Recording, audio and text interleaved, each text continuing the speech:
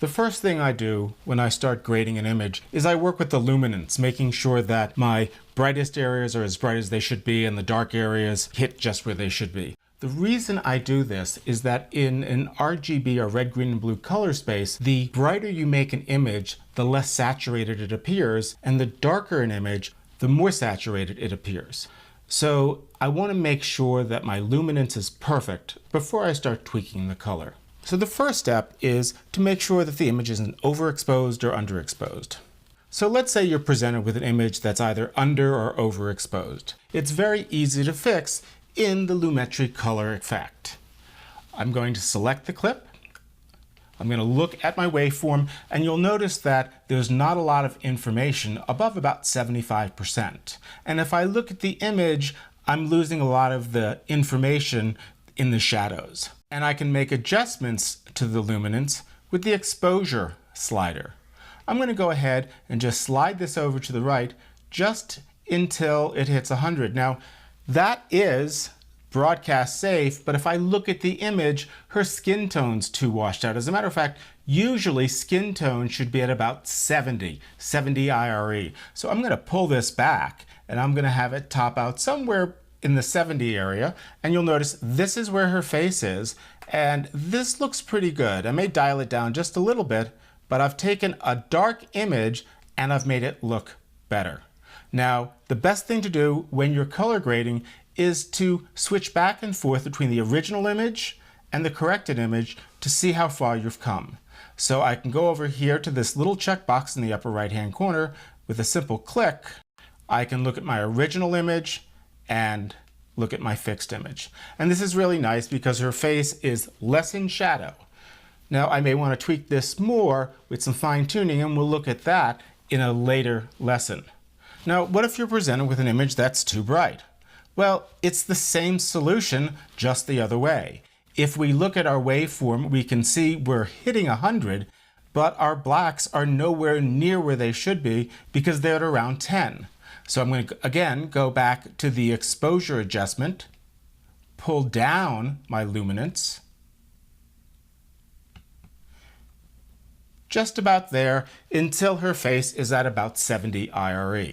Once again, we look at the before and we look at the after. Obviously, the before was a shot that we couldn't really use, but the after is quite acceptable. Now, in addition to working with luminance, I also work with the contrast of an image. If we go to the next image in our timeline, we see this low contrast shot of this vehicle going across the desert. And it's really easy to see that it's low contrast by looking at the waveform. You'll notice that the darkest area is running around 20 and the brightest is almost hitting 65. I want this to be as wide as possible. To fix this, I would use the adjustment slider for contrast and add more contrast to my image. As you can see, when I widen the contrast, the image starts to pop, and on the waveform, instead of being as narrow as it was, it actually now dips down to almost 0 and goes up to about 70. Now here's a little trick with the Lumetri color correction effect. Your slider may go to 100, but if you actually click on the numerical value, you can move it to the right all the way up to 150. So you can even extend it a little bit more. Now, as I said in an earlier lesson, Adobe limits the amount of correction you can do within the Lumetri color effect.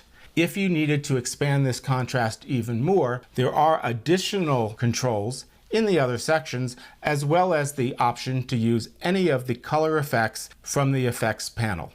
The last shot we're going to look at is an over contrasty shot. And if you look at the waveform, you see there's a lot of information at the very top and a lot of information at the bottom.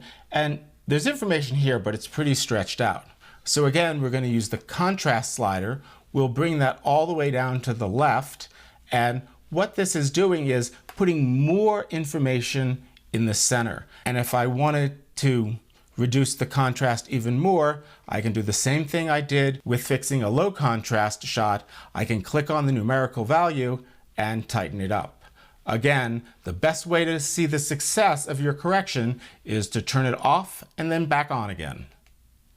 So that really shows me no detail in my shadows. It just feels kind of crunched. There's no information in the blacks. The whites are just kind of muddy. So with a simple fix, I can see a much greater dynamic range. Now you notice I use this checkbox to enable and disable my correction. But one thing I usually do when I'm color correcting is once I've done all my corrections and I want to see what the original looks like, I'll load the original inside my source monitor by simply pressing the F key, and that's going to match frame to the original clip. So now I can see on the left side the before and the right side after. And we'll do it just one more time with our vehicle shot, F to match frame, and as you can see, the image on the left doesn't pop, but the image on the right does.